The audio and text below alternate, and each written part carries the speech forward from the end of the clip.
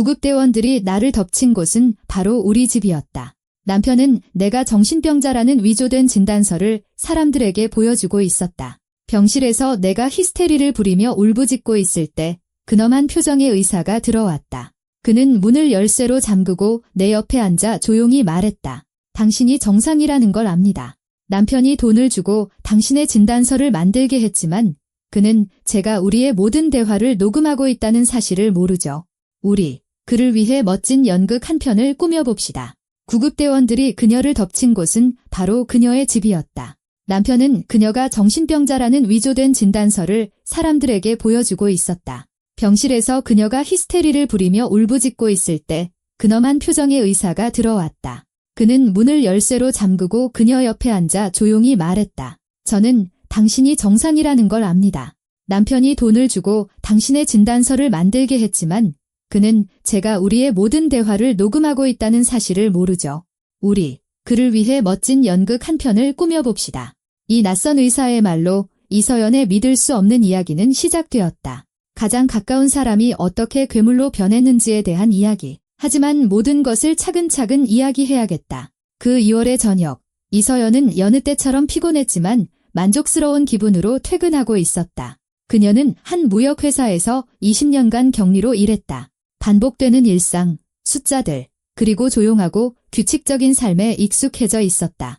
그녀는 52세였고 인생의 중요한 순간들은 이미 다 지나갔다고 늘 생각했다. 아들 민주는 다 키워서 이제 서울에서 프로그래머로 일하고 있다. 남편 김진우와는 30년을 함께 살았다. 30년이라니 상상이 가는가? 그들은 서로에 대해 모든 것을 안다고 생각했다. 그들의 아파트는 높은 천장을 가진 오래된 건물의 도심 한복판에 있었다. 방 2개짜리 밝은 집으로 광장이 내다보였다. 10년 전 어머니가 돌아가신 후 서연이 부모님으로부터 물려받은 곳이었다. 그때 그녀와 진우는 변두리에 있던 그의 좁은 원룸에서 이곳으로 이사했다. 그는 무척 기뻐하며 그녀를 껴안고 부모님의 보금자리를 지켜줘서 정말 대단하다고 말했다. 서연은 아파트를 자신의 명의로 등록했다. 그것은 그녀의 유산이자 부모님에 대한 기억이었다. 진우는 그저 고개를 끄덕이며 말했다. 물론이지, 여보. 당연한 거 아니겠어? 그들의 집 엘리베이터는 항상 고장이 나서 서연은 3층까지 계단을 오르며 저녁으로 뭘 할지 생각했다. 가방에는 오는 길에 산닭 한 마리가 들어있었다. 진우는 닭볶음탕을 좋아했다. 열쇠가 자물쇠에서 부드럽게 돌아갔다. 그녀가 문을 밀고 들어가자마자 뭔가 잘못됐다는 느낌이 들었다. 현관에서는 낯선 남자의 싸구려 향수 냄새가 진동했고 방에서는 남자들의 목소리가 들려왔다. 심장이 불안하게 쿵 내려앉았다. 서연은 서둘러 신발을 벗고 거실로 들어갔다. 그녀가 본 광경에 그녀는 문턱에서 얼어붙었다. 거실에는 흰 가운을 입은 낯선 남자 3명이 서 있었다. 그리고 그들 옆에는 남편 진우가 있었다. 그는 긴장해 보였지만 그의 눈에는 승리감과 비슷한 무언가가 어려 있었다. 진우 씨, 이게 무슨 일이에요? 이 사람들은 누구죠? 서연이 본능적으로 뒷걸음치며 물었다. 짧은 머리에 건장한 남자 하나가 그녀에게 다가왔다. 그의 가운에서 그녀는 사설 구급대라는 를 보았다. 무표정한 얼굴에 더 젊어 보이는 다른 남자는 손에 어떤 가방을 들고 있었다. 가장 키가 큰 3번째 남자는 문과에 서서 명백히 출구를 막고 있었다. 이서연 씨 맞으십니까? 건장한 남자가 공식적인 톤으로 말했다. 네, 저 맞는데요. 무슨, 저희는 응급정신질환 지원팀입니다. 급성 정신병적 장애와 공격적 행동을 보이는 환자에 대한 출동 요청을 받았습니다. 서연은 망연자실했다. 세상이 흔들리는 것 같았다. 정신질환 지원, 공격적 행동이라니. 그녀는 진우를 쳐다보며 그가 지금 당장 무슨 착오가 있었다거나 집을 잘못 찾아왔다고 말해주길 기대했다. 하지만 남편은 침묵했다. 침묵한 채 그녀를 이상하고 탐색적인 시선으로 바라볼 뿐이었다. 무슨 착오가 있는 거예요? 전 완전히 정상이에요. 진우 씨, 이 사람들한테 말 좀 해줘요. 그녀의 목소리는 분노와 혼란으로 떨렸다. 진우는 천천히 재킷 주머니에서 어떤 서류들을 꺼내 펼쳤다. 서연은 도장, 서명, 그리고 의료 양식들을 보았다. 이건 정신과 의사와 신경과 의사에게서 받은 진단서야. 그가 평탄하고 거의 무감정한 목소리로 말했다. 당신은 아파, 서연아. 지난 6개월 동안 비정상적으로 행동했잖아. 히스테리, 공격성, 망상. 난 더 이상 참을 수 없어. 당신은 자신과 주변 사람들에게 위험해. 서연은 그 말을 들으면서도 자신의 귀를 믿을 수 없었다. 그가 무슨 소리를 하는 걸까? 무슨 히스테리, 무슨 공격성. 그녀는 일하고 집에 와서 저녁을 차리고 TV를 본다. 그녀의 삶은 지루할 정도로 단조롭지만 그가 묘사하는 것과는 전혀 거리가 멀었다. 당신 미쳤어. 무슨 진단서야? 난 정신과 의사한테 가본 적도 없어. 그녀는 소리치며 속에서 공포가 차오르는 것을 느꼈다. 전형적인 반응이죠. 구급대원 중 한 명이 끼어들며 가방에서 주사기를 꺼냈다. 이런 진단을 받은 환자들은 종종 자신의 상태를 인지하지 못합니다. 저희는 의료 서류와 배우자의 진술에 근거하여 법에 따라 행동하는 겁니다. 서연은 문으로 달려갔지만 키 큰 구급대원이 더 빨랐다. 그가 길을 막았고 다른 2명이 그녀의 팔을 붙잡았다. 그들의 손가락이 강철 집게처럼 그녀의 손목을 파고들었다. 그녀는 소리치고 발버둥치고 도움을 청했다. 머릿속에는 단 하나의 생각만이 맴돌았다. 이건 현실일 리가 없어. 이건 악몽이야. 이웃분들 도와주세요. 저 납치당하고 있어요. 서연이 필사적으로 외쳤다. 그들의 아파트 문은 살짝 열려 있었고 그녀는 옆집 문에서 그들의 이웃인 박 여사님이 내다보는 것을 보았다. 그녀의 눈은 호기심으로 커져 있었다. 박 여사님, 경찰에 신고해주세요. 이건 불법이에요. 서연이 애원했다. 하지만 진우는 재빨리 문으로 다가가 그 서류들을 흔들었다. 걱정 마세요. 박 여사님. 아내의 병이 도져서요. 보시다시피 의사들이 왔습니다. 여기 진단서도 있고요. 전부 공식적인 겁니다. 아내에겐 도움이 필요해요. 아시겠죠? 박 여사님은 동정 어린 눈으로 서연을 바라보며 고개를 저었다. 서연은 그녀의 시선에서 연민과 불신을 읽었다. 이웃은 진우를 믿었고 저 저주받을 서류들을 믿었다. 옆집 문이 천천히 닫혔고 서연은 어디에서도 도움을 기대할 수 없다는 것을 깨달았다. 구급대원들은 그녀를 출구로 끌고 갔다. 그녀는 저항하며 문설주와 계단 난간을 붙잡았다. 아래 현관 앞에는 파란 경광등을 단 흰색 구급차가 서 있었다. 행인들이 멈춰서서 쳐다봤지만 아무도 끼어들지 않았다. 그들에게 그녀는 의사들에게 끌려가는 난폭한 미치광이에 불과했다. 차 안에서 그녀는 2 구급대원 사이에 앉혀졌다. 젊은 구급대원이 주사기를 꺼냈고 서연은 주사바늘이 번쩍이는 것을 보았다. 그녀는 피하려고 했지만 강한 손이 그녀를 꽉 잡고 있었다. 진정제입니다. 그가 무심하게 말했다. 좀 나아지실 겁니다. 주사는 고통스러웠다. 바늘이 어깨를 파고들었고 서연은 액체가 차가운 파도처럼 피부 아래로 퍼지는 것을 느꼈다. 거의 즉시 현기증이 시작되었다. 세상이 흐릿해지고 소리는 멀리서 들려오는 것처럼 희미해졌다. 그녀는 차창 밖으로 진우가 현관 앞에 서서 그들을 바라보는 것을 보았다. 그의 얼굴에는 후회나 걱정의 기색 없이 차가운 만족감만이 서려 있었다. 진우 씨, 왜? 서연이 속삭였지만 현은 이미 말을 잘 듣지 않았다. 어둠 속으로 빠져들기 전 그녀가 마지막으로 기억하는 것은 창밖으로 스쳐 지나가는 가로등 불빛과 구급대원들의 무표정한 얼굴이었다. 그리고 늪처럼 짙고 끈적한 어둠이 찾아왔다. 그녀는 밝은 빛에 정신을 차렸다. 머리는 깨질 듯 아팠고 입안은 바싹 말랐으며 몸은 솜처럼 무겁고 낯설게 느껴졌다. 서연은 천천히 눈을 떴지만 자신이 어디에 있는지 바로 알아차리지 못했다. 머리 위에서는 형광등이 빛나고 있었다. 벽은 옅은 녹색으로 칠해져 있었다. 그녀는 낡은 철제 침대에 누워 있었다. 시트에서는 소독약 냄새가 났다. 고개를 돌리자 창문에 쇠창살이 보였다. 쇠창살, 창문에. 그녀는 정신병원에 있었다. 기억이 날카롭고 고통스러운 충격과 함께 돌아왔다. 구급대원들, 진우, 위조된 진단서. 그녀는 납치되었고 정신병원에 갇혔다. 서연은 침대에서 벌떡 일어났고 방이 빙글빙글 돌았다. 메스꺼움이 목구멍까지 차올랐다. 그녀는 주위를 둘러보았다. 약 10제곱미터 정도의 작은 사각형 병실. 침대 외에는 작은 협탁, 의자, 그리고 구석의 세면대가 전부였다. 문은 육중한 철문이었고 엿보는 구멍과 위쪽에 작은 창문이 있었다. 서연은 문으로 달려가 열려고 했다. 잠겨 있었다. 그녀는 주먹으로 철문을 두드리기 시작했다. 열어요. 내보내줘요. 난 여기 있을 사람이 아니에요. 이건 실수라고요. 그녀는 온 힘을 다해 문을 두드리며 소리쳤다.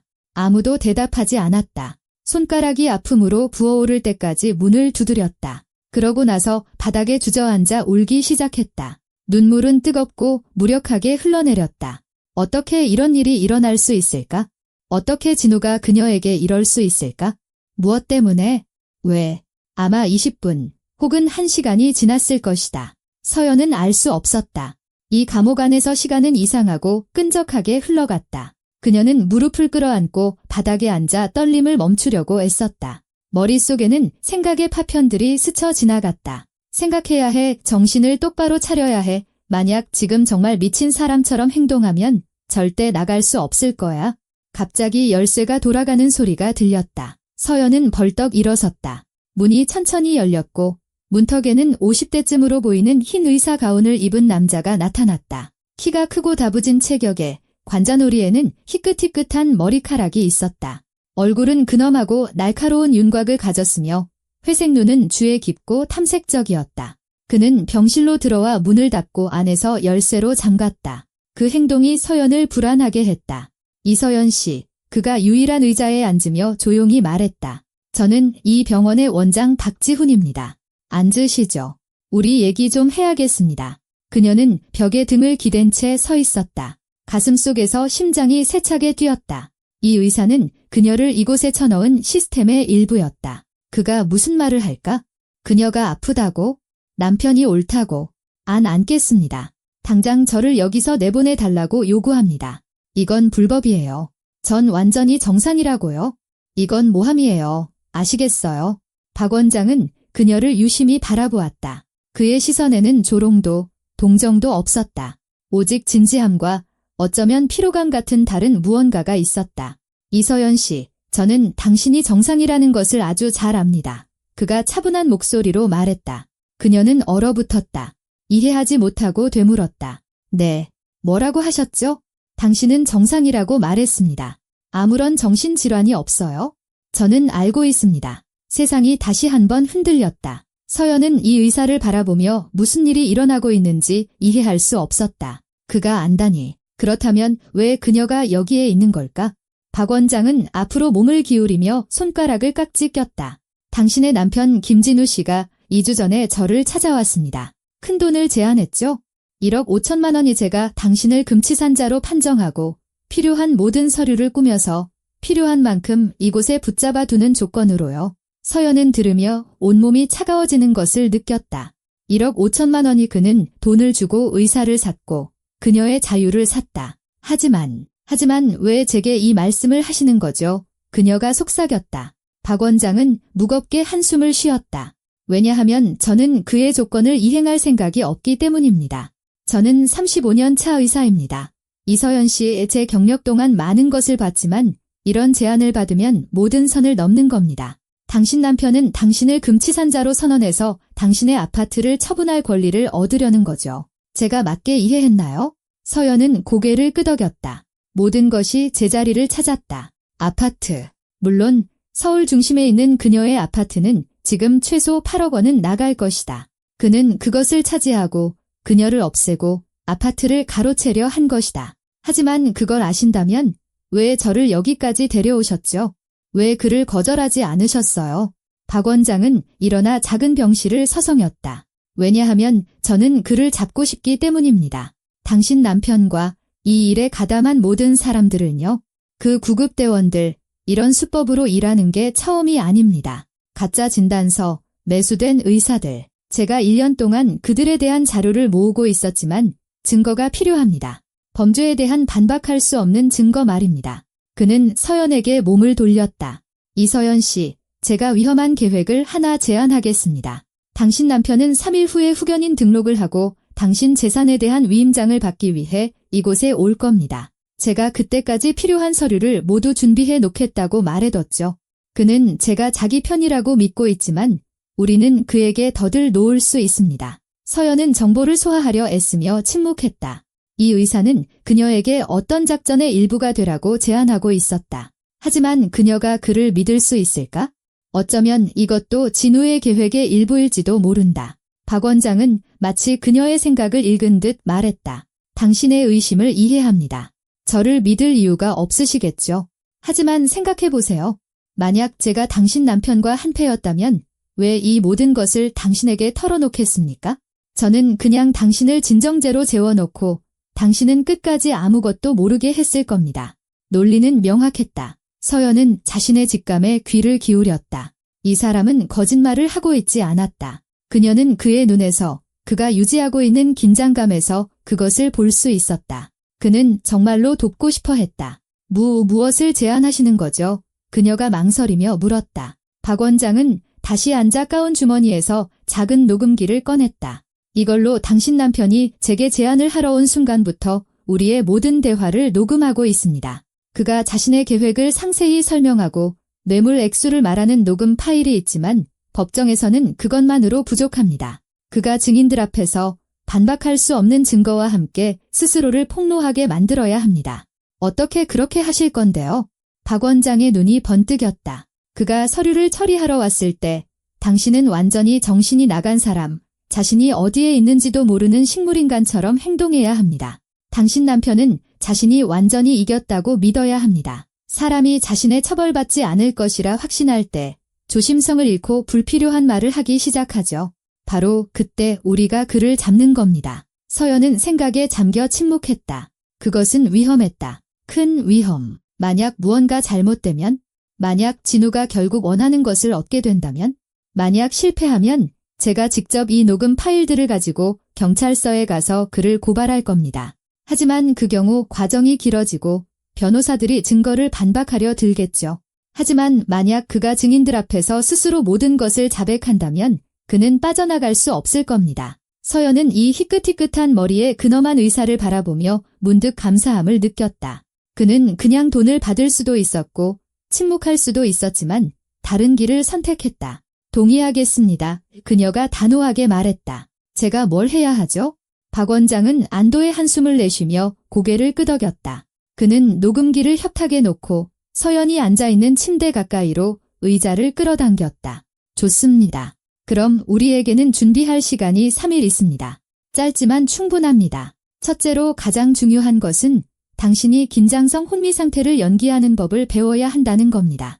그것은 사람이 현실과 완전히 단절되는 상태입니다. 한 곳을 응시하고 외부 자극에 전혀 반응하지 않으며 완전히 부동자세인 거죠. 그는 어떻게 앉아야 하는지, 시선을 어떻게 고정해야 하는지, 얼굴 근육을 어떻게 이완시켜야 하는지 보여주었다. 가장 어려운 것은 도발에 반응하지 않는 겁니다. 당신 남편은 당신을 화나게 하거나 모욕하거나 심지어 가벼운 고통을 주려고 할 수도 있습니다. 당신은 마치 당신이 그곳에 없는 것처럼 무관심하게 있어야 합니다. 할 수 있겠습니까? 서연은 침을 삼켰다. 진우가 자기 앞에 서서 조롱하는데 대꾸도 못하고 그가 받아 마땅한 뺨 한 대도 때리지 못하는 상황을 상상했다. 하지만 이것이 유일한 방법이라면 할 수 있어요. 그녀가 대답했다. 다음 3일은 기묘하고 지치는 시간이었다. 박 원장은 하루에 몇 번씩 그녀를 찾아왔다. 그들은 리허설을 했다. 그는 녹음기를 켜고 모욕적이거나 도발적인 말을 했고 서연은 눈도 깜빡이지 않고 허공을 응시하며 꼼짝 않고 앉아 있어야 했다. 처음에는 힘들었다. 대꾸하고 싶고 분노하고 싶고 자신을 방어하고 싶었다. 하지만 점차 그녀는 자신을 차단하고 외부 세계가 더 이상 중요하지 않을 정도로 깊이 내면으로 들어가는 법을 배웠다. 훌륭합니다. 또 한 번의 리허설 후에 박 원장이 말했다. 빨리 배우시는군요. 중요한 건 무슨 일이 일어나든 당신은 여기에 없다는 것을 기억하는 겁니다. 당신은 당신의 생각 속 아주 먼 곳에 있는 겁니다. 훈련 사이사이에 그는 그녀에게 계획의 세부 사항을 알려주었다. 서연은 병원에 숨겨진 카메라가 설치되어 있다는 것을 알게 되었다. 공식적으로는 환자의 안전을 위해서였지만 이 경우에는 다른 역할을 할 것이었다. 진우와의 만남을 녹화한 영상이 주요 증거가 될 것이었다. 당신 남편은 이 진료실에 카메라가 있다는 걸 모릅니다. 박 원장이 설명했다. 제가 일부러 만남 장소로 이곳을 골랐죠. 카메라는 환풍구에 숨겨져 있습니다. 고화질로 영상과 소리를 기록합니다. 그는 또한 검찰청에 있는 지인과 연락했다고 말했다. 그가 신뢰하는 사람, 특수부의 최진혁 검사, 그는 이미 상황을 파악하고 있으며 필요한 순간에 개입할 준비가 되어 있었다. 최 검사님과 그의 팀원 2명이 제 수련위인 척 만남에 참석할 겁니다. 박 원장이 설명했다. 당신 남편은 그들을 알아보지 못할 겁니다. 그들은 증인으로서 모든 상황을 기록할 겁니다. 거기에 영상 녹화, 그리고 제가 이미 가지고 있는 대화 녹음 파일까지 더하면 이건 완벽한 사건이 될 겁니다. 서연은 들으며 마음속에 새로운 무언가가 생겨나는 것을 느꼈다. 단순한 복수심이 아니었다. 희망, 정의에 대한 희망. 그 며칠 동안 그녀는 진우에 대해 많이 생각했다. 모든 것이 언제부터 잘못되었는지, 30년을 함께 산 사람이 어떻게 그런 배신을 저지를 수 있는 존재로 변했는지 이해하려 애썼다. 어쩌면 그녀가 그냥 눈치채지 못했던 걸까? 어쩌면 그는 항상 그런 사람이었던 걸까? 그녀는 보고 싶지 않았던 것이다. 최근 몇 달을 떠올렸다. 진우는 확실히 어딘가 서먹해졌다. 자주 야근을 했고 새로운 프로젝트, 중요한 협상이 있다고 말했다. 그녀는 믿었고 쓸데없는 질문을 하지 않았고 신뢰했다. 그런데 그는 그 시간에 그녀를 어떻게 없앨지 계획하고 있었던 것이다. 밤에 좁은 병원 침대에 누워 서연은 울었다. 조용히 베개에 얼굴을 묻고 아무도 듣지 못하게. 분노보다는 깨달음 때문에 울었다. 그녀는 자신을 사랑하지 않는 사람에게 30년의 삶을 바쳤다. 어쩌면 한 번도 사랑한 적 없고 그저 이용했을 뿐일지도 모른다. 셋째 날 아침, 박 원장은 평소보다 일찍 찾아왔다. 그의 얼굴은 집중한 표정이었다. 오늘이 결전의 날입니다. 그가 앉으며 말했다. 당신 남편은 오후 2시에 이곳에 올 겁니다. 그와 함께 윤미영이라는 이름의 법무사도 올 겁니다. 그녀도 한패고 자기 몫을 챙깁니다. 저희가 확인해보니 그녀가 이런 사기에 연루된 것이 처음이 아닙니다. 서연은 고개를 끄덕였다. 입안이 바싹 말랐다. 준비됐어요. 박 원장이 그녀의 어깨에 손을 얹었다. 이서연 씨, 당신은 아주 용감한 여성입니다. 누구나 이런 일을 할 수 있는 건 아닙니다. 하지만 제가 곁에 있을 겁니다. 모든 것이 잘 될 겁니다. 그의 말이 그녀에게 힘을 주었다. 그녀는 허리를 폈다. 다시 한번 설명해 주세요. 모든 것이 어떻게 진행될지? 박 원장은 모든 세부 사항이 적힌 수첩을 꺼냈다. 1시 45분에 제가 당신을 제 진료실로 데려가 창가 의자에 앉힐 겁니다. 당신은 그때 이미 혼미 상태에 들어가 있어야 합니다. 혹시 누가 일찍 들어올 경우를 대비해서요. 정확히 2시에 당신 남편과 법무사가 들어올 겁니다. 저는 그들에게 제 동료들을 소개할 겁니다. 최 검사와 그의 팀원 2명이죠. 그들은 교육 목적으로 진료실에 남아있을 겁니다. 복잡한 사례를 연구하는 실습생들이라고 둘러댈 겁니다. 그는 페이지를 넘겼다. 그 다음 제가 당신 남편에게 당신을 보여주고 당신의 상태를 시연할 겁니다. 그는 당신이 정말로 식물인간이 되었다고 확신해야 합니다. 제가 그를 좀 떠볼 겁니다. 당신에게 질문을 던지겠지만 당연히 당신은 대답하지 않겠죠. 어쩌면 그에게 직접 당신과 대화해보라고 할 수도 있습니다. 여기서 가장 중요한 것은 무너지지 않는 겁니다. 무너지지 않을 거예요. 서연이 단호하게 말했다. 그 후에 제가 서류를 꺼내서 후견인 및 위임장 작성을 위한 모든 준비가 끝났다고 말할 겁니다. 법무사가 서류를 낭독하기 시작하면 그때부터 가장 흥미로운 부분이 시작됩니다. 박 원장은 쓴웃음을 지었지만 그 미소는 어딘가 냉혹했다. 제가 2세트의 서류를 준비했습니다. 하나는 법무사가 확인할 진짜 서류입니다. 그녀는 훑어보고 모든 것이 정상이라고 확신하겠죠. 그리고 2번째는 위조된 서류 세트인데 이걸 당신 남편에게 서명하도록 슬쩍 건넬 겁니다. 그 서류에는 당신 재산관리 위임장이 아니라 뇌물공여, 정상인에 대한 강제 입원 교사, 사기 수법을 통한 타인 재산 편취 시도에 대한 그의 자필 자백서가 들어있을 겁니다. 서연은 움찔했다. 하지만 그가 서명할 내용을 읽어볼 거잖아요. 읽지 않을 겁니다. 첫째, 그는 목표가 코앞이라는 희열에 차 있을 겁니다. 아파트가 거의 손에 들어왔으니까요. 그런 상태의 사람들은 경계심을 잃습니다. 둘째, 텍스트는 작은 글씨에 복잡한 법률 용어로 인쇄될 겁니다. 저는 그냥 형식적인 절차고 표준 양식이라고 말할 겁니다. 그냥 여기, 그리고 여기에 서명만 하시면 된다고요. 제 경험을 믿으세요. 열의 9은 읽지 않고 서명합니다. 만약 그가 그래도 읽는다면요? 박 원장은 어깨를 으쓱했다. 그렇다면 우리에겐 플랜 B가 있습니다. 우리의 대화 녹음 파일, 증인들의 증언, 영상 자료들. 이것도 충분히 효과적인 방법이지만 플랜 A가 더 확실합니다. 자백서에 직접 서명하는 것. 그건 빼도 박도 못하는 증거죠. 서연은 모든 계획을 머릿속에 정리하며 천천히 고개를 끄덕였다. 그리고 그가 서명하면요. 그가 서명하면 제가 최 검사에게 신호를 줄 겁니다. 그들이 신분증을 제시하고 체포를 선언할 겁니다. 당신은 그 순간 깨어나서 이 모든 시간 동안 의식이 있었고 자발적으로 협조했다고 확인해주면 됩니다. 영상 기록은 당신이 완전히 정상이라는 것을 보여줄 겁니다. 모든 것이 끝나고 더든 다치는 거죠. 그들은 다시 한번 모든 세부 사항을 점검했다. 박 원장은 그녀에게 질문을 던지며 모든 것을 기억했는지 확인했다. 그러고 나서 그는 주머니에서 작은 병을 꺼냈다. 이건 안약입니다. 그가 설명했다. 동공을 확장시켜서 멍한 시선을 만드는 효과가 있죠. 만나기 직전에 넣을 겁니다. 그리고 얼굴 근육을 이완시키기 위한 가벼운 진정제도요. 당신 남편은 이게 연극이라는 걸 의심해선 안 됩니다. 서연은 병을 받아 손 안에서 굴렸다. 박 원장님, 왜 이 모든 일을 하시는 거죠? 왜 위험을 감수하시는 거예요? 그냥 돈을 받으실 수도 있었잖아요. 그는 오랫동안 창밖을 보며 침묵했다. 쇠창살 너머로 앙상한 나뭇가지와 잿빛 하늘이 보였다. 제게 딸이 하나 있었습니다. 마침내 그가 조용히 말했다. 안나. 5년 전에 죽었어요. 28살이었죠. 그는 말을 멈췄고 서연은 그를 재촉하지 않았다. 이 이야기를 하는 것이 그에게 힘들다는 것이 느껴졌다. 첫 남편이 망난이었어요. 딸을 때리고 모욕했죠.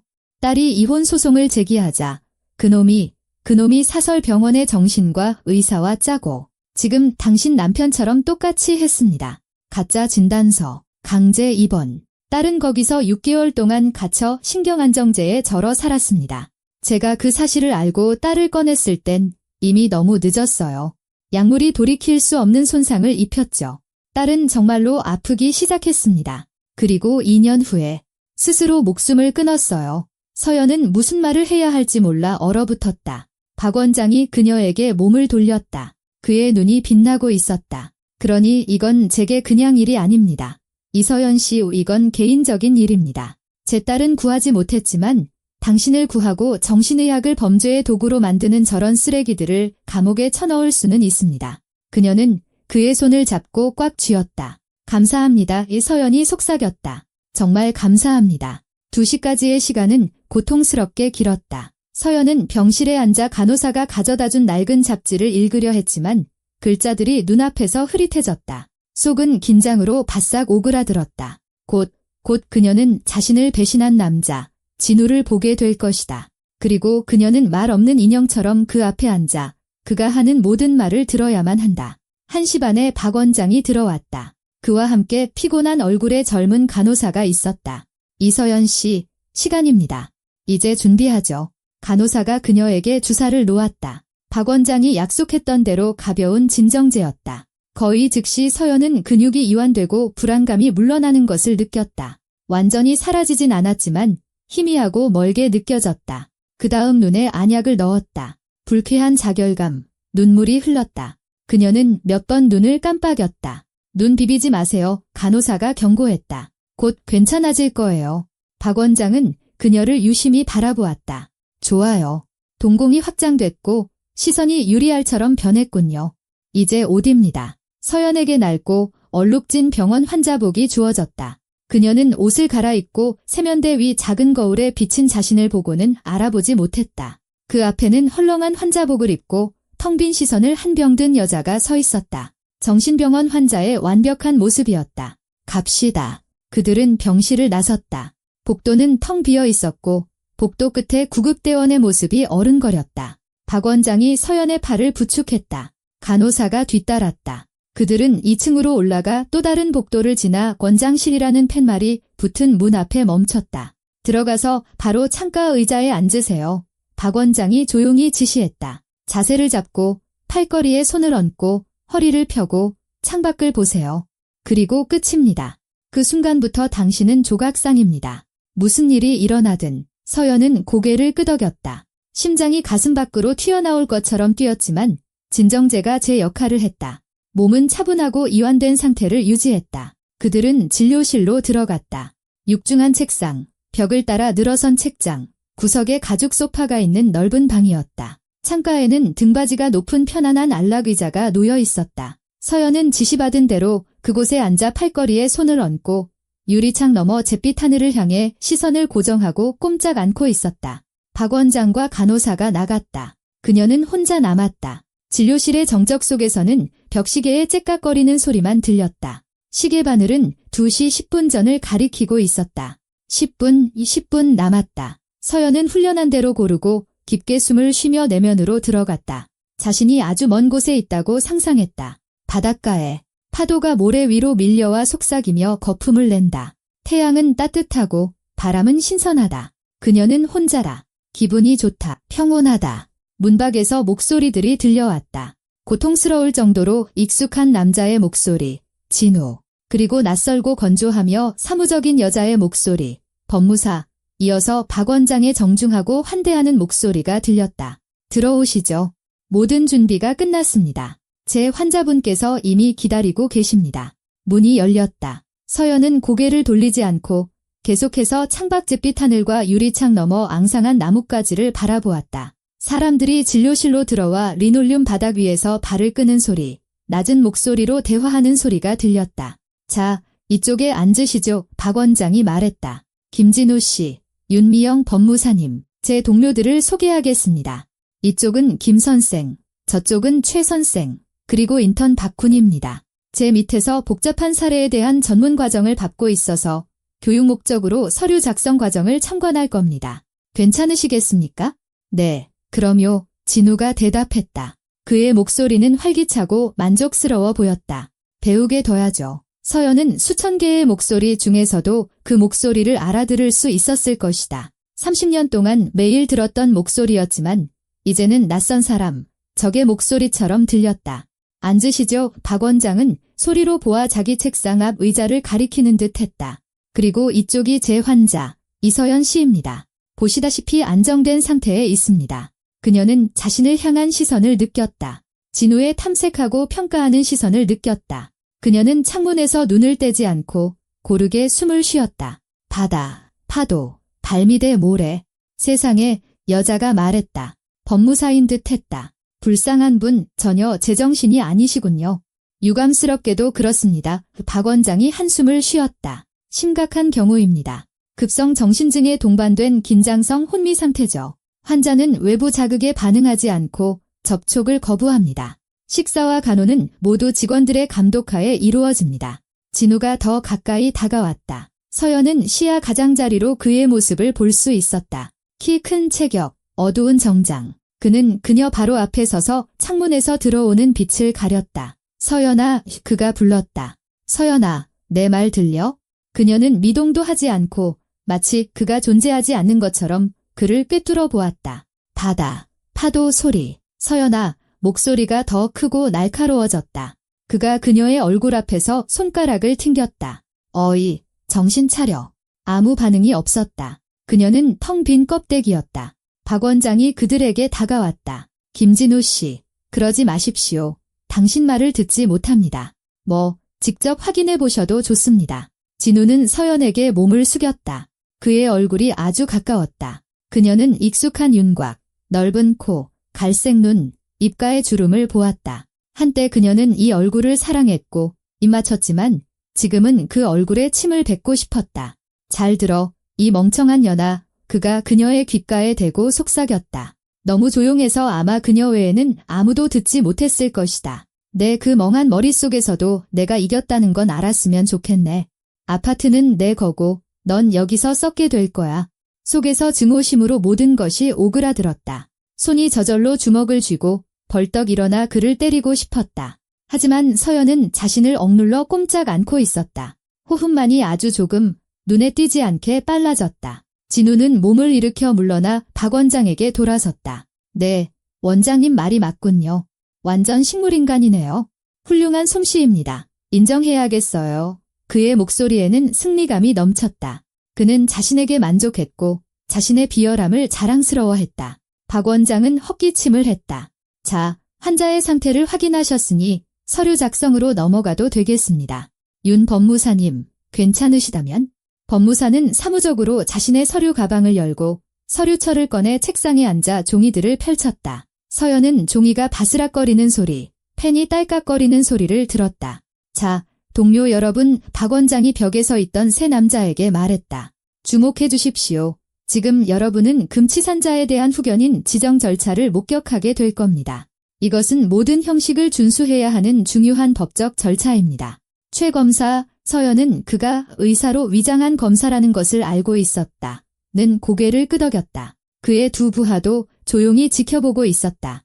법무사가 서류를 낭독하기 시작했다. 목소리는 단조롭고 전문적이었다. 나제즈다 병원장 박지훈의 의료소견서에 근거하여 1973년생 시민 이서연을 정신질환으로 인한 금치산자로 인정하며 말들이 계속해서 흘러나왔다. 서연은 들으면서 이것이 자신에 대한 이야기라는 것, 건강한 자신을 공식적으로 미친 사람으로 선언하고 있다는 것을 믿을 수 없었다. 이 얼마나 끔찍한가. 후견인으로는 배우자인 1971년생 시민 김진우를 지정하며 그는 피후견인의 부동산, 현금 및 기타 자산을 포함한 재산을 처분할 완전한 권리를 갖는다. 진우는 만족스러운 미소를 간신히 참으며 듣고 있었다. 서연은 그가 의자 팔걸이를 손가락으로 두드리는 것을 보았다. 흥분을 드러내는 신경질적인 버릇이었다. 박 원장이 책장으로 다가가 또 다른 서류철을 꺼냈다. 윤 법무사님, 여기 작성을 위한 추가 서류들입니다. 표준 양식, 공증, 동의서 등 필요한 모든 것입니다. 법무사는 서류철을 받아들고 서류들을 훑어보더니 고개를 끄덕였다. 네, 모두 이상 없습니다. 잘 작성되었네요. 진우는 의자를 책상 쪽으로 끌어당겼다. 빨리 좀 합시다. 저 오늘 은행에 가서 그녀 계좌를 막고 제 명의로 돌려놔야 하거든요. 이 얼마나 뻔뻔하고 냉정한가? 그는 자신의 의도를 숨기지도 않았고 이곳의 모든 것이 자기 편이라고 확신했다. 돈으로 매수되고 통제되는 사람들. 법무사는 그에게 펜과 서류 뭉치를 건넸다. 여기에 서명하시고 여기에 날짜, 여기에 이니셜을 적어주세요.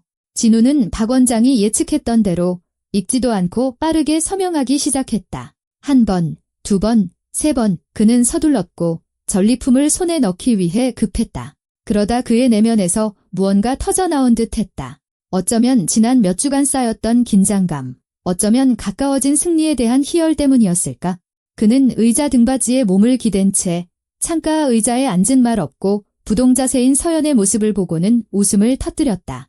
있잖아요. 원장님, 그가 박 원장에게 말했다. 사실 저 여자 한때는 거의 사랑했었어요. 젊었을 때 말이죠. 그러다 그냥 익숙해졌는데 장모님이 돌아가시고 저 아파트로 이사 오면서부터 세상에 그 의존적인 상황이 얼마나 싫었는지 모릅니다. 그녀의 아파트에 얹혀 사는 것처럼 그녀는 집주인이고 은인이고 모든 게 그녀 이름으로 되어 있었죠. 그는 크고 거리낌 없이 말했다. 박 원장은 가끔 고개를 끄덕이며 들었다. 최 검사와 그의 부하들은 아무 감정도 드러내지 않고 부동자세로 서 있었다. 법무사는 서류에 몰두하는 척했다. 2년 동안 모든 걸 계획했어요. 진우가 말을 이었다. 2년 동안 방법을 찾았죠. 이혼. 그럼 재산 절반을 줘야 하잖아요. 불의의 사고. 너무 위험하고 의심받을 수 있죠. 그러다 유나를 만났어요. 그랬구나. 그녀의 이름은 유나. 그가 이 모든 일을 꾸민 이유인 그 여자. 그녀는 28살이에요. 원장님. 미인에다 똑똑하기까지 하죠. 그리고 저와 함께 살기로 했어요. 단, 그녀는 중심가에 제대로 된 아파트가 필요해요. 변두리에 있는 제 초라한 원룸 말고요. 그런데 마침 이렇게 멋진 매물이 있잖아요. 서연이 아파트 8억은 좋게 나갈 겁니다. 그는 일어나 서연에게 다가가 옆에 섰다. 그녀는 그를 볼 수 없고 오직 목소리만 들을 수 있었다.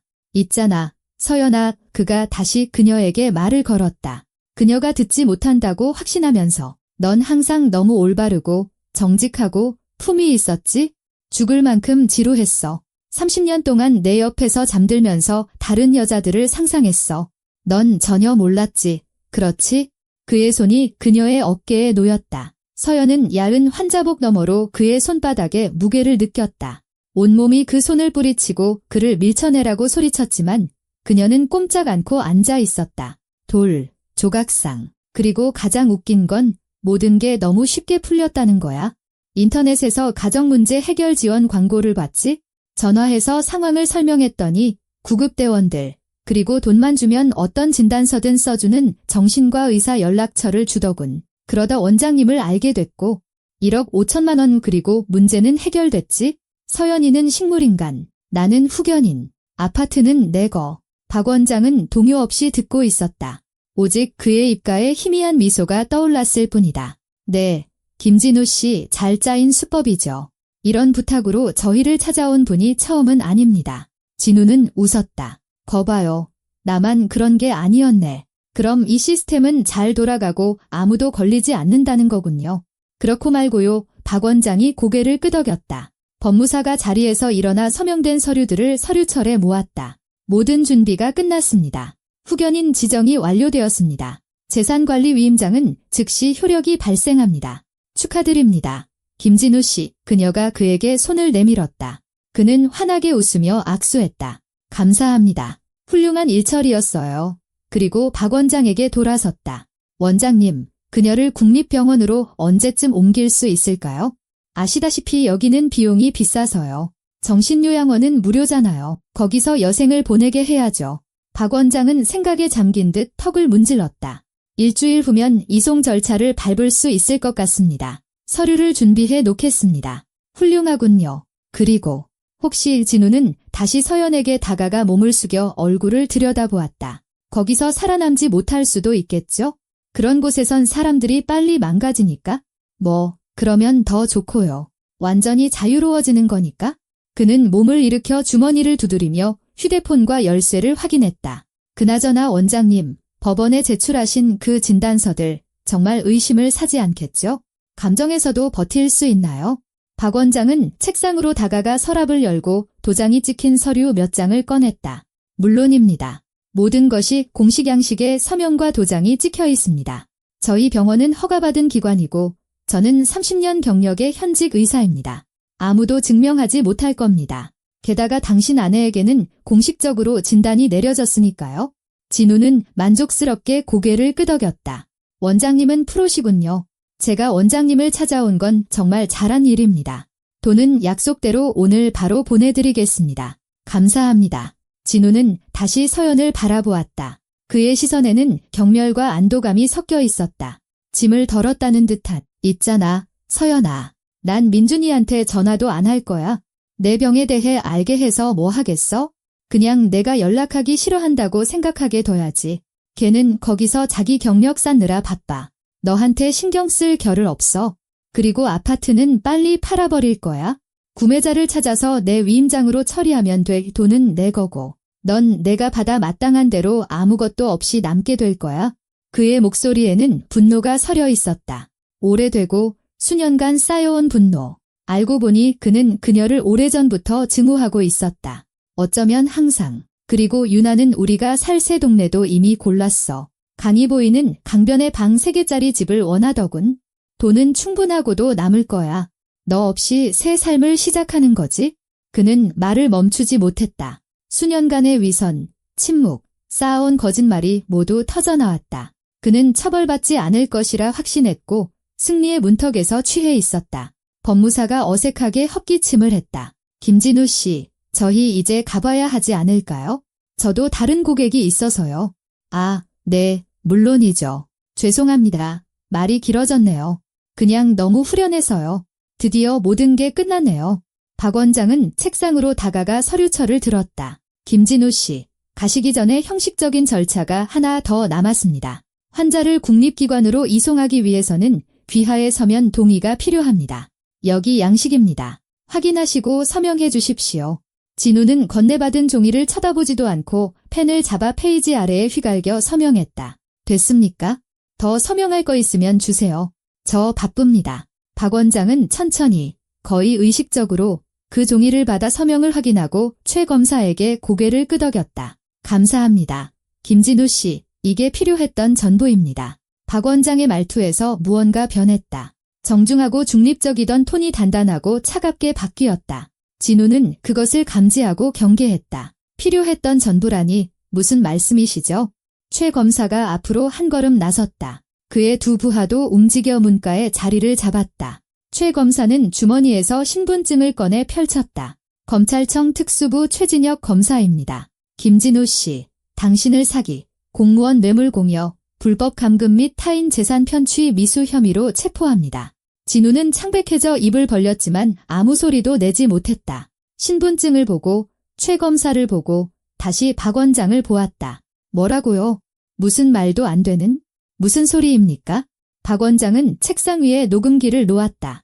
이건 당신이 제게 뇌물을 제안한 순간부터 우리의 모든 대화 녹음 파일입니다. 당신의 말, 당신의 목소리, 그리고 오늘 만남의 영상 기록도 있습니다. 그는 천장 아래 환풍구를 가리켰다. 카메라는 이 시간 내내 작동했습니다. 당신의 모든 말, 건강한 아내를 강제 입원시키고 뇌물을 주고 그녀의 재산을 불법적으로 차지하려 한 계획에 대한 자백까지 모두 녹화되었습니다. 진우는 비틀거리며 의자 등받이를 붙잡았다. 하지만 당신, 우린 합의했잖아요. 우리는 아무것도 합의하지 않았습니다. 박 원장이 매몰차게 잘라 말했다. 당신은 제게 범죄를 저지르자고 제안했습니다. 저는 동의하는 척하면서 당신과 이 계획에 참여한 모든 사람들을 감옥에 보내기 위한 증거를 모았던 겁니다. 진우는 문 쪽으로 몸을 돌렸지만 그곳에는 최 검사의 두 부하가 어깨를 나란히 하고 서 있었다.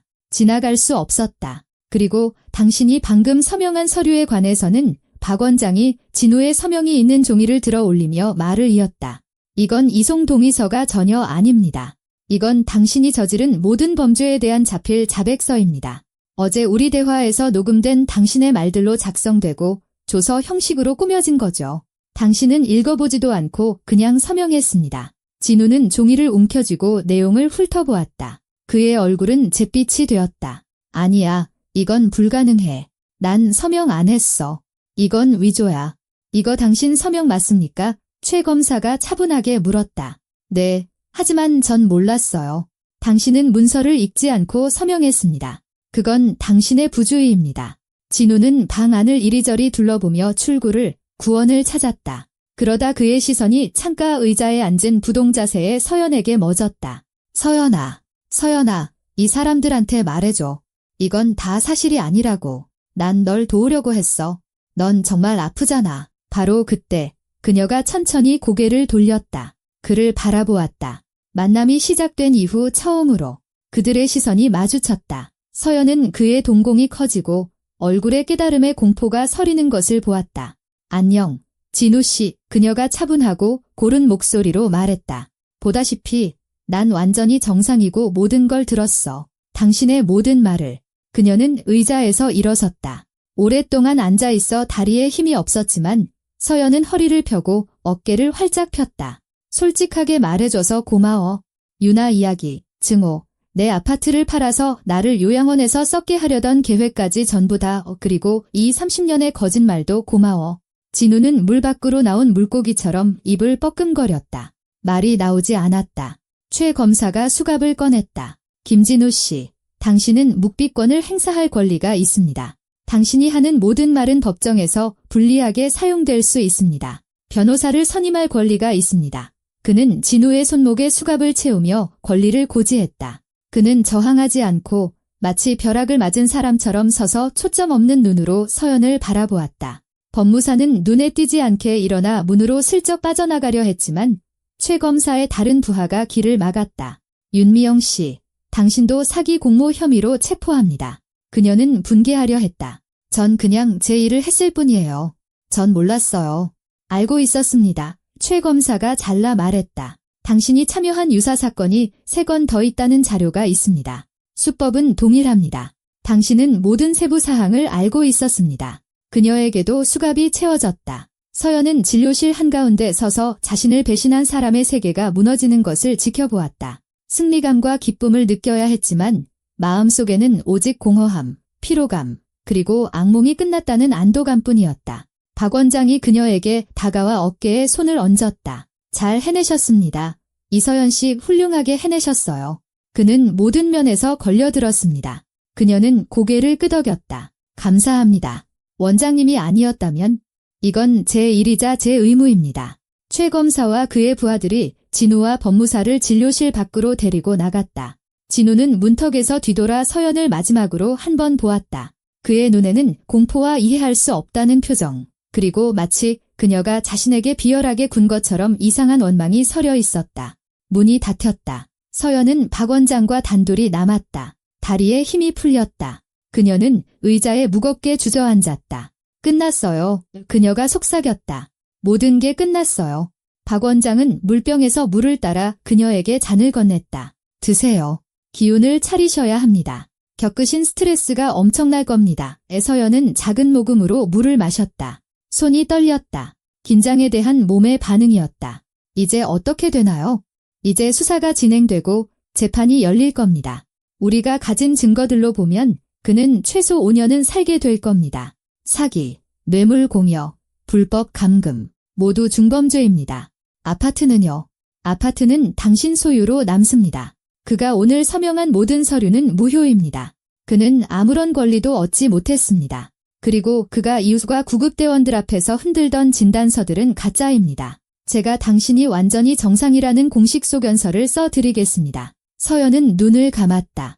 이 며칠 만에 처음으로 자유롭게 숨 쉴 수 있다고 느꼈다. 서연은 그날 바로 병원에서 퇴원했다. 박 원장이 직접 모든 서류를 처리하고 입원이 위조된 진단서에 근거한 것이며 그녀는 어떠한 치료도 필요 없다는 소견서를 작성해 주었다. 최 검사는 그녀에게 자신의 명함을 주었다. 진술을 하셔야 합니다. 그가 말했다. 내일이나 모레 검찰청으로 와주세요. 주소는 명함에 있습니다. 조서를 작성하고 모든 정황을 기록할 겁니다. 사건에 중요합니다. 서연은 명함을 주머니에 넣으며 고개를 끄덕였다. 진우 씨는 지금 어디에 있나요? 유치장에 있습니다. 내일 법원에서 구속 여부를 결정할 겁니다. 혐의의 중대성과 반박할 수 없는 증거들을 고려할 때 재판 전까지 구속 상태를 유지할 가능성이 거의 확실합니다. 이상한 기분이었다. 30년을 함께 산 남자가 감방에 있는데 그녀는 혼자 자유롭게 집으로 가고 있었다. 간호사가 그녀의 옷을 가져다 주었다. 그녀가 실려왔을 때 입고 있던 청바지, 스웨터, 재킷. 서연은 옷을 갈아입고 거울에 비친 자신을 보았다. 창백하고 눈 밑에는 다크서클이 있었지만 살아있었다. 진짜였다. 박 원장이 그녀를 출구까지 배웅했다. 이서연 씨, 만약 도움이 필요하시면 심리상담이나 조언이 필요하시면 언제든 연락주세요. 저희 병원에 좋은 전문가들이 있습니다. 이런 충격 후에는 많은 사람들이 자신을 추스를 시간이 필요합니다. 그녀는 그와 악수했다. 감사합니다. 제 목숨을 구해주셨어요. 그는 슬프게 미소 지었다. 제가 해야 할 일을 했을 뿐입니다. 몸 조심하세요. 서연은 밖으로 나섰다. 2월의 저녁, 쌀쌀했다. 하지만 그녀에게는 공기가 유난히 신선하고 맑게 느껴졌다. 그녀는 병원 현관에 서서 그저 숨을 쉬었다. 자유를 들이마셨다. 택시를 잡았다. 선한 인상의 나이든 운전기사가 백미러로 그녀를 힐끗 보았다. 병원에서 나오시는군요. 누구 문병 오셨나 봐요. 서연은 잠시 어떻게 대답할지 생각했다. 네, 문병 왔었는데 이제 다 나았어요. 그거 잘 됐네요. 건강이 최고죠. 그들은 도시를 가로질러 달렸다. 서연은 창밖으로 익숙한 거리, 집, 사람들을 보았다. 모든 것이 어딘가 새롭게 느껴졌다. 마치 오랫동안 떠나 있다가 변해버린 세상으로 돌아온 것 같았다. 비록 4일밖에 지나지 않았지만 집 앞에 도착했다. 그녀는 요금을 내고 내려서 3층의 익숙한 창문을 바라보며 잠시 서 있었다. 그녀의 집, 그녀의 아파트. 진우는 그것을 얻지 못했다. 앞으로도 절대 얻지 못할 것이다. 계단을 올랐다. 열쇠는 그때 병원에서 빼앗겼지만 떠나기 전에 최 검사가 돌려주었다. 진우에게서 증거물로 압수했다가 이제 주인에게 돌려준 것이다. 서연은 문을 열고 어두운 현관으로 들어가 스위치를 켰다. 아파트는 그녀를 정적으로 맞았다. 모든 것이 제자리에 있었다. 가구, 물건들, 심지어 그날 저녁 그녀가 들고 왔던 달기든 봉투도 부엌 식탁 위에 그대로 있었다.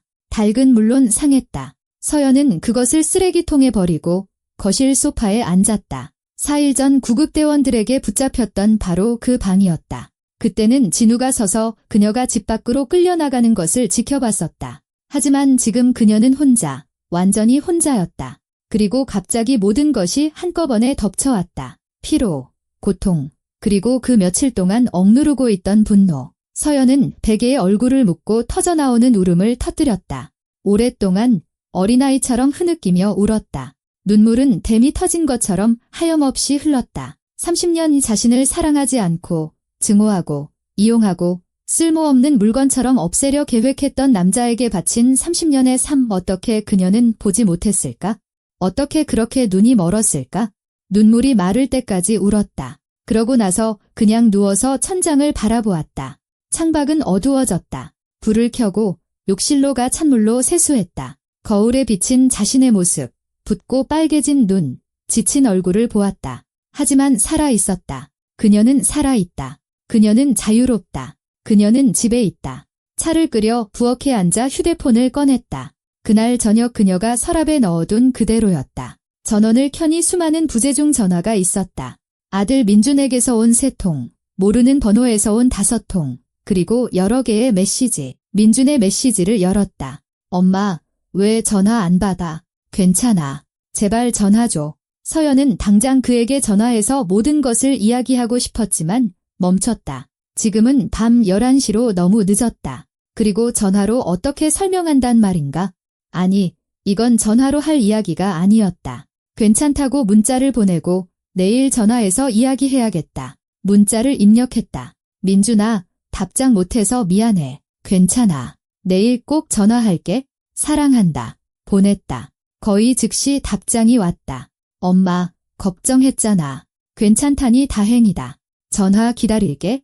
사랑해. 서연은 피로 속에서도 미소 지었다. 민준, 그녀의 아들. 그는 진우의 가짜 사랑이 아닌 진짜 사랑으로 그녀를 사랑해주는 사람이었다. 혼자 침대에 누워 잠이 들었다. 30년 만에 처음으로 옆에 진우가 없었다. 그런데 그거 아는가? 기분이 좋았다. 평온했다. 그녀는 침대 전체에 몸을 뻗고 이불을 덮고 거의 즉시 깊고 꿈없는 잠에 빠져들었다. 햇살에 잠을 깼다. 창밖은 맑고 쌀쌀한 아침이었다. 서연은 기지개를 켜고 시계를 보았다. 8시 반이 이렇게 늦게까지 자본 지 오래였다. 일어나서 샤워를 하고 옷을 입었다. 출근해야 했지만 먼저 최 검사와 약속한 대로 검찰청에 가야 했다. 회사에 전화해서 부장님께 급한 개인 사정으로 두어 시간 후에 출근하겠다고 설명했다. 부장님은 물론 괜찮은지 물었지만 서연은 괜찮다고 나중에 설명하겠다고 얼버무렸다.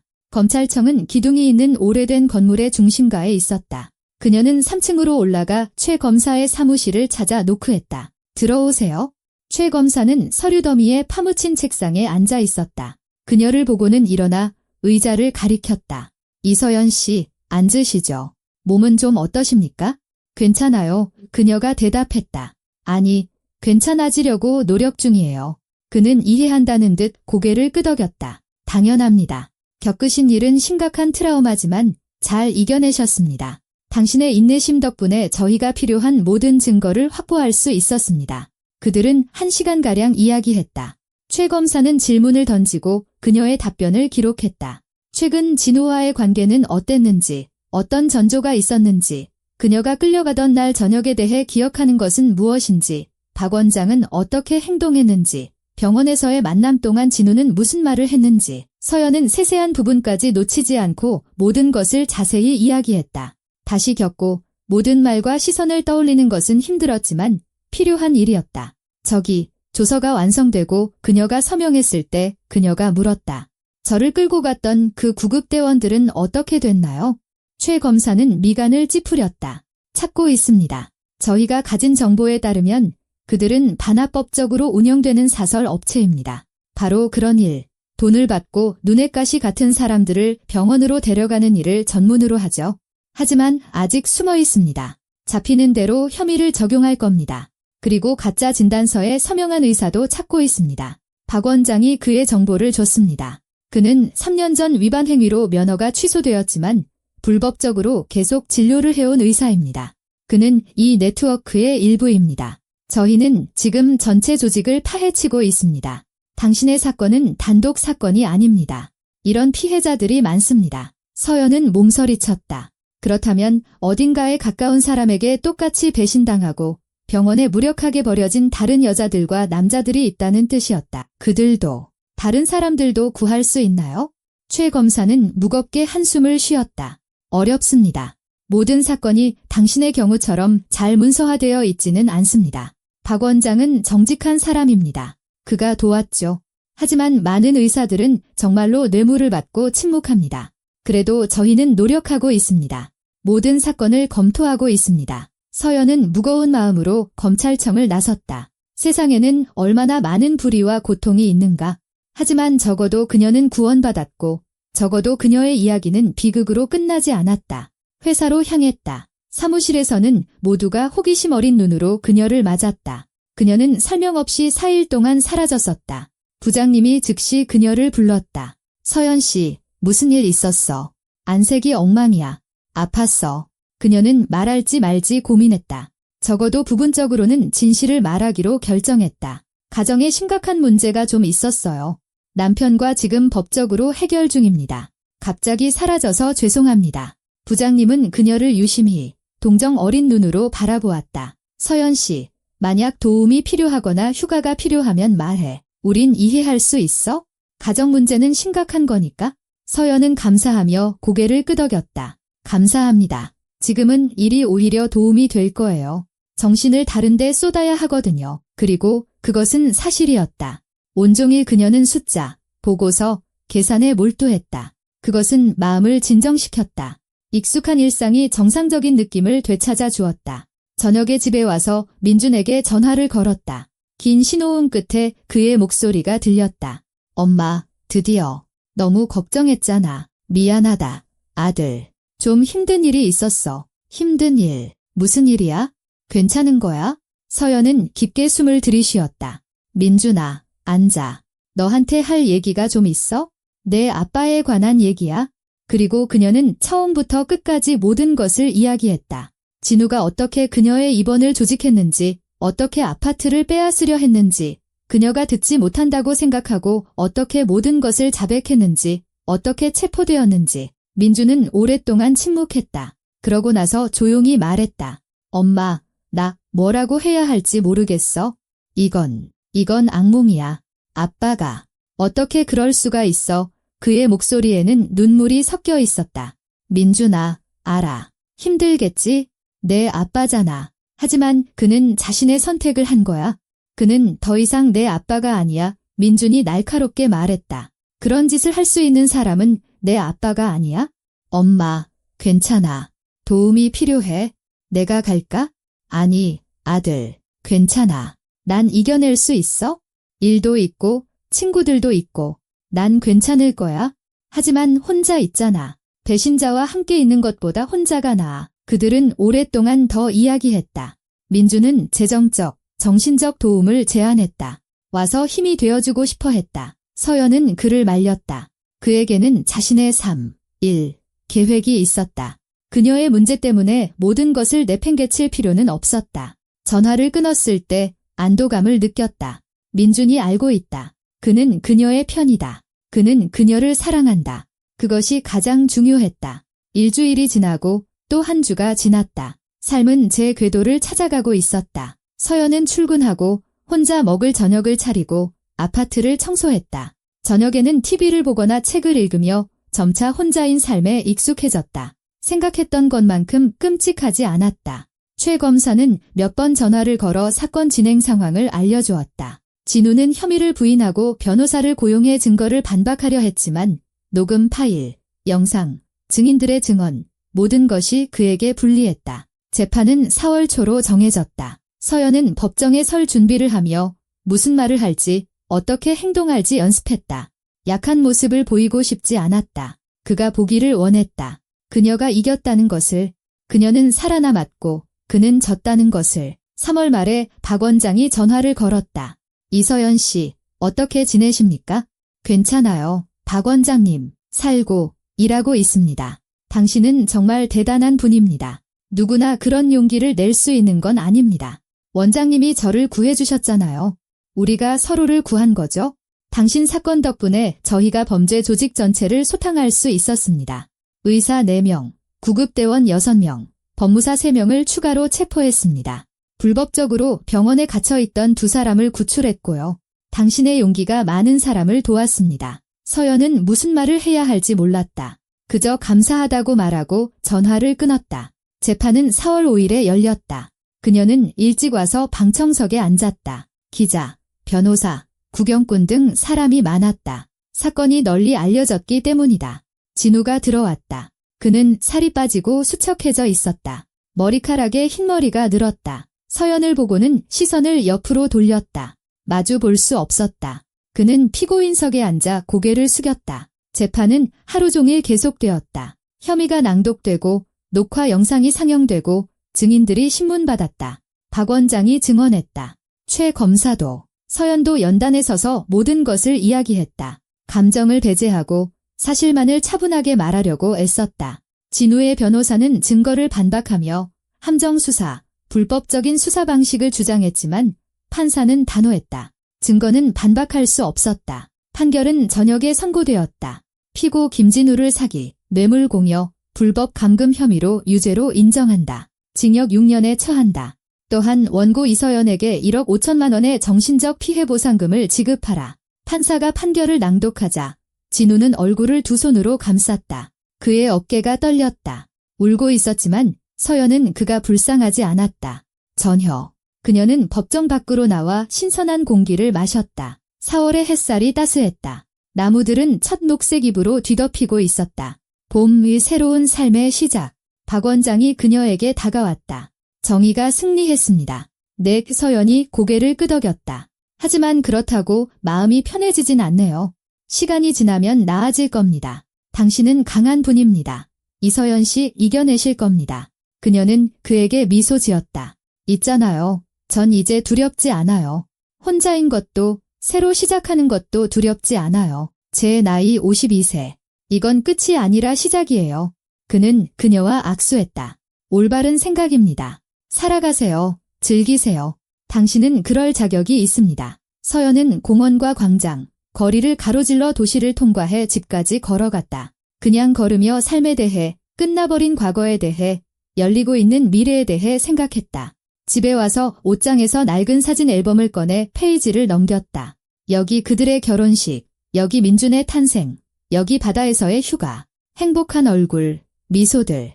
이 모든 것이 거짓이었을까? 아니면 그냥 아주 오래전에는 진짜였는데 그러다 죽어버린 걸까? 알 수 없었다. 그리고 아마 더 이상 중요하지 않을 것이다. 서연은 앨범을 닫고 선반 깊숙한 곳에 넣어두었다. 과거는 과거로 남을 것이고 그녀에게는 현재와 미래가 있다. 저녁에 민준이 전화를 걸었다. 엄마, 뉴스 봤어. 판결 나왔더라. 괜찮아, 괜찮아, 아들. 모든 게 끝났어. 난 엄마가 자랑스러워. 내가 아는 가장 강한 여자야. 눈에 눈물이 고였지만 좋은 눈물이었다. 안도의 눈물. 고맙다, 민준아. 사랑해. 나도, 엄마. 아주 많이. 그 사건들로부터 벌써 6개월이 지났다. 진우는 어디 먼 곳에서 형을 살고 있다. 서연은 그에 대해 생각하지 않는다. 자신의 삶을 살고, 일하고, 친구들과 만나고, 연극을 보러 가고, 책을 읽는다. 최근에는 영어 학원에 등록했다. 항상 배우고 싶었지만 시간이 없었다. 민주는 8월에 그녀의 생일을 축하하러 왔다. 그들은 그녀의 아파트에서 단둘이 축하하며 저녁을 만들고 세상 모든 것에 대해 이야기했다. 그는 자신의 일과 계획에 대해 이야기했다. 그녀는 자신의 새로운 삶에 대해 이야기했다. 엄마, 혹시 누구 만나볼 생각은 안 해봤어? 그러니까. 남자 말이야. 그가 조심스럽게 물었다. 서연은 생각에 잠겼다. 글쎄, 민준아. 아직은 아니야. 언젠가는 그럴지도 모르고 아닐지도 모르지. 난 혼자인 게 좋아. 나 자신을 찾았고 내가 진짜 누구인지 알게 됐어. 그리고 난 이게 좋아. 그가 그녀를 껴안았다. 엄마가 행복한 게 제일 중요해. 난 행복해, 서연이 말했다. 그리고 그것은 사실이었다. 그녀를 무너뜨릴 수도 있었던 그 이야기는 그녀를 더 강하게 만들었다. 그녀가 무엇을 할 수 있는지 보여주었다. 맹목적으로 신뢰하지 않고 그것을 소중히 여기지 않는 사람들을 위해 자신을 희생하지 않도록 가르쳐 주었다. 많은 것에 대해 눈을 뜨게 해주었다. 가끔 저녁에 그녀는 차 한 잔을 들고 창가에 앉아 도시를 바라보며 생각한다. 인간의 삶이 얼마나 연약하고 얼마나 쉽게 파괴될 수 있는지, 하지만 또한 얼마나 놀랍게 재생되고 회복되고 더욱 강해질 수 있는지에 대해. 그녀는 살아남았고, 그녀는 자유롭고, 그녀는 집에 있다. 그리고 그것만으로도 행복하기에 충분하다.